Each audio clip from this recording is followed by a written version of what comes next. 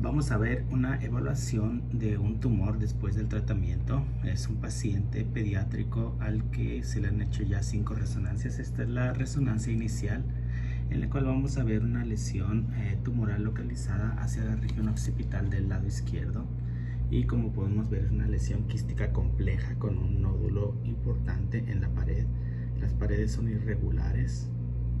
Vean cómo aquí hay una hipointensidad que la delimita, que lo más probable es que esté relacionada con calcificaciones o depósitos de hemosiderina. Y también vean la estrecha relación que tiene con el asta occipital. Y vean cómo aquí la diferenciación se pierde.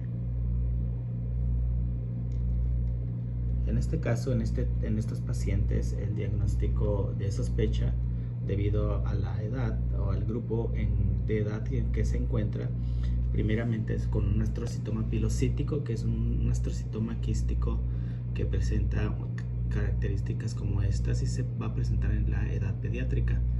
Sin embargo, también debemos de tener en cuenta que podría ser un astrocitoma subependimario relacionado con la relación que tiene con el asta occipital del ventrículo lateral izquierdo.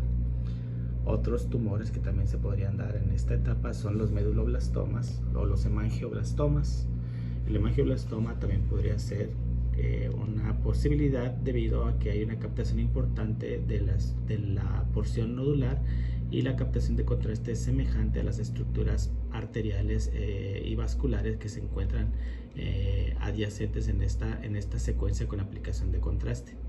Bueno, en este caso nos envían al paciente, este es el estudio inicial que se le había hecho, nos envían al paciente ya con diagnóstico de astrocitoma. Sin embargo, no nos dicen qué tipo de astrocitoma es ni qué grado de astrocitoma es. Debemos de recordar que los astrocitomas se clasifican en grados y es muy importante saber el grado, porque dependiendo del grado es el comportamiento que vamos a esperar en los estudios subsecuentes de control, para ver si el tratamiento que se le está dando está proporcionando una respuesta adecuada o una respuesta inadecuada. O bien también para ver si existe alguna persistencia del tumor o alguna recidiva del tumor, o sea, que el tumor vuelva a crecer o que el tumor haya quedado con pequeñas células por ahí que empiezan a crecer y hacen que el tumor vuelva a aparecer. Entonces, para eso es muy importante que nos indiquen qué tipo de tumor es y el grado de tumor que es, para ver nosotros el comportamiento. También es muy importante que los médicos tratantes nos indiquen el tipo de tratamiento que se le está dando a los pacientes, la cirugía que se le hizo, la terapia en caso que haya sido con radioterapia, los ciclos, y en caso que haya sido con quimioterapia, el medicamento que se les está dando, para ver qué tipo de medicamento es y para ver qué es lo que vamos a esperar nosotros en la respuesta. De estos medicamentos ya hablaríamos después, porque es complejo hablar, pero es muy importante saber de ellos debido a la forma en que interactúan con la formación de los tumores. Entonces, este es el estudio inicial y tenemos el segundo estudio que se le hizo después. Esta es ya la cirugía y vean cómo hay cambios postquirúrgicos aquí en la tabla, en los huesos del cráneo, como las estructuras meningias también están engrosadas. Todo esto es habitualmente visto en las imágenes después de una cirugía, debido al proceso inflamatorio que se produce después de la cirugía. Y vean ustedes, todo este es el lecho quirúrgico y vemos cómo los bordes aparentemente están delimitados. Vemos como aquí el área que se relacionaba con el asta occipital pues persisten con áreas que muestran captación de medio de contraste y que están en estrecha relación con la región subependimaria del asta occipital. Como les vuelvo a decir, no nos dijeron el tipo de tumor, solamente nos lo refirieron como astrocitoma. Entonces no sabemos qué tipo de astrocitoma sea. Sin embargo, este estudio, que es el primero, se podría considerar como cambios postquirúrgicos, y todos estos cambios podrían ser esperados debido al tiempo que tienen las cirugías, al proceso inflamatorio que se da en las cirugías y en los bordes del lecho quirúrgico. Las áreas de captación de contraste pueden ser así. Las áreas en el interior pueden ser contenidos de sangre que estén dentro del lecho quirúrgico por hematomas o por material quirúrgico, y así es como se puede ver. Por lo tanto, este estudio se puede decir que está en relación con los eventos postquirúrgicos que son habituales ver. El segundo estudio que se le hizo al paciente, el tercer estudio que se le hizo al paciente es este. Y en este estudio vemos cómo ya el sitio quirúrgico se disminuyó el área del lecho quirúrgico, y vemos cómo hay una imagen que muestra captación de medio de contraste importante y se relaciona aparentemente con el área nodular que se observaba en el estudio previo. Y aquí vemos cómo esta área está principalmente compuesta por área de tejido aparentemente blando que muestra captación de medio de contraste. Casi no vemos áreas en su interior, algunas pequeñitas que podrían estar relacionadas con áreas hemorrágicas o áreas quísticas. Las estructuras meningias adyacentes ya vemos cómo disminuyeron de grosor, que es lo habitual que vamos a ver durante la evolución de estos pacientes, de estos procedimientos quirúrgicos. Y aquí lo que no es habitual es que veamos esta imagen con esta presentación que les acabamos de describir. En este caso, aquí se reportó como una sospecha de persistencia tumoral, es decir, o recidiva, es decir, que el tumor sigue ahí, o que se quedaron algunas células, debido a que se quedaron algunas células y han estado creciendo y se presenta otra vez el tumor, o bien porque las células residuales o el tumor está presentando resistencia a los tratamientos y empieza a crecer otra vez. Entonces a eso nos referimos cuando decimos que hay una persistencia o recidiva del tumor o del primario conocido. Debido a estas características, la sospecha es válida. Sin embargo, debemos de recordar que cuando vemos esta captación de contraste, también vamos a hablar de dos términos aquí en la evaluación, en los criterios neurooncológicos para la evaluación de los tumores, que es pseudoprogresión y pseudorespuesta. La pseudorespuesta es una respuesta que se da después del tratamiento de los tumores, en los cuales aparentemente hay una respuesta exitosa al tratamiento, hay una disminución importante del edema vasogénico que existe y que se relaciona con la lesión tumoral, y hay una disminución o una desaparición de las lesiones o de los cambios que se encuentran. Es decir, que en este caso, como estamos viendo que hay una imagen nodular que no se veía en el estudio postquirúrgico, entonces no vamos a pensar en una pseudorespuesta, porque no hay desaparición o disminución, sino que apareció una nueva imagen que es esta. Entonces una pseudorespuesta no es aplicable en este caso. Además de que en este caso veremos que el edema vasogénico aquí no disminuyó, entonces tampoco estaría de acuerdo con ese concepto. Entonces podríamos hablar de una pseudoprogresión. Pues sí, podríamos hablar de una pseudoprogresión, porque la pseudoprogresión está relacionada con áreas con captación de medio de contraste después de los tratamientos o después de la cirugía, que en este caso esta área está captando contraste de forma más o menos homogénea. Hay predominancia de tejido blando aparentemente y de regiones nodulares que no se veían en el estudio postquirúrgico inmediato. Después se le hicieron otras dos resonancias magnéticas, y aquí las podemos ver. Esta resonancia magnética, vemos la lesión, y vemos la lesión aquí, y vamos a ver la lesión como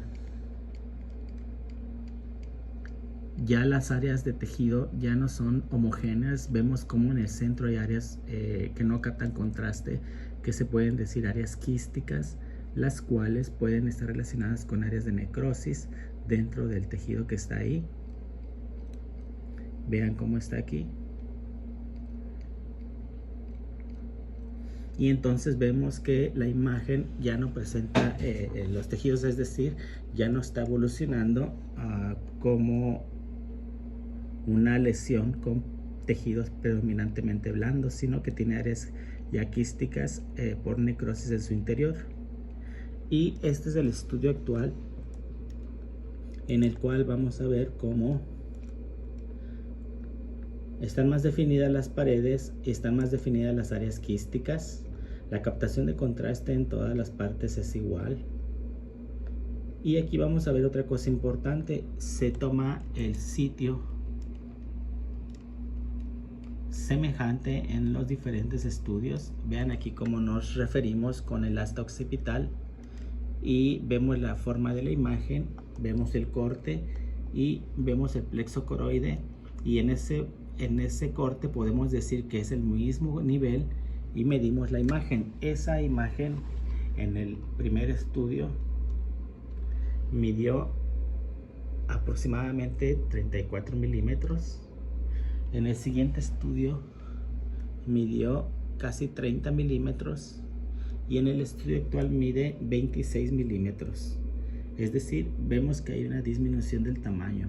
La disminución del tamaño y la presencia de áreas de formaciones quísticas por sospecha de áreas de necrosis nos pueden indicar que esto se puede tratar de una pseudoprogresión. En la pseudoprogresión vamos a ver que hay una captación de medio de contraste y pueden aparecer imágenes que pueden semejar lesiones tumorales como esta y que van a estar dadas debido a respuesta al tratamiento. Sin embargo, para hablar de pseudoprogresión o pseudorespuesta y para evaluar bien un estudio, es imperativo que nosotros tengamos los datos de tratamiento del paciente y de qué es lo que le dieron al paciente. ¿Por qué? Porque si vamos a hablar de pseudoprogresión, debemos de hablar de un paciente que se le dio quimioterapia y habitualmente la temozolomida, que es uno de los medicamentos habituales para cierto tipo de astrocitomas, es la que va a producir estos cambios. Entonces, nosotros aquí estamos sospechando de una pseudoprogresión, pero si los médicos nos dijeran el tratamiento que tiene el paciente y nos indicaran que sí, en efecto, es temozolomida, entonces eso nos indicaría con más fuerza que esto podría ser una pseudoprogresión. Y además de eso, para nosotros tratar de corroborar que fuera una pseudoprogresión, debemos de hacer otros dos procedimientos, que es una secuencia de perfusión, en la cual nos va a indicar cómo está irrigada, cómo es la irrigación arterial de estas lesiones, y una evaluación sobre el volumen cerebral medio, que es un valor que se toma en este tipo de secuencias y en estas adquisiciones, nos va a indicar si puede ser también posible la pseudoprogresión. Pero en este caso desafortunadamente no lo hicimos porque en la solicitud solamente se pidió que se hiciera la espectroscopía y no la perfusión, aun cuando lo habíamos recomendado en el estudio previo cuando dijimos que o sospechábamos en este caso que podría ser una pseudoprogresión. Pero sí se le hizo la espectroscopía y aquí vemos la espectroscopía y aquí vamos a ver la espectroscopía que, a ver, aquí no tenemos los valores, déjenme los pongo.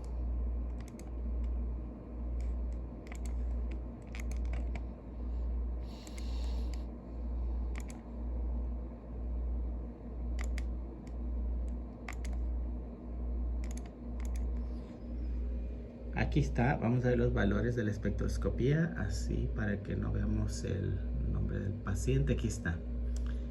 Y aquí vemos como el N-acetilaspartato es de 19, la creatina de 14 y la colina de 13.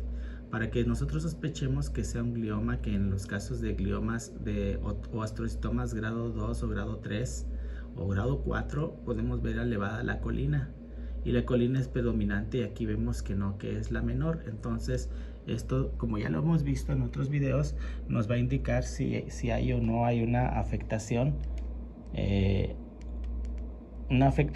relacionada con una sospecha de persistencia tumoral.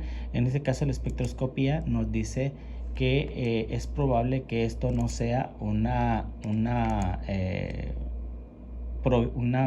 persistencia o una recidiva tumoral. Permítanme, es que estoy quitándole. Ahí está. Entonces la espectroscopía nos diría que en este caso que es menos probable que sea una lesión por astrocitoma o por glioma de alto grado, ¿no? Pero como les decía, en estos casos es muy importante la referencia médica y las indicaciones que nos den de tratamiento. Es muy difícil y decir así o estar seguros de un diagnóstico. Y aun cuando tuviéramos todo, de todos esto se da como sospecha.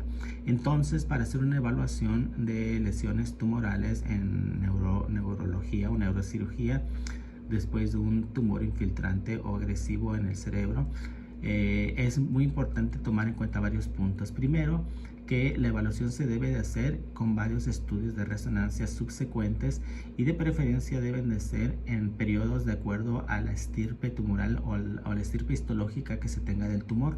Entre más agresivos sean, el intervalo que hay entre cada evaluación debe ser más corto.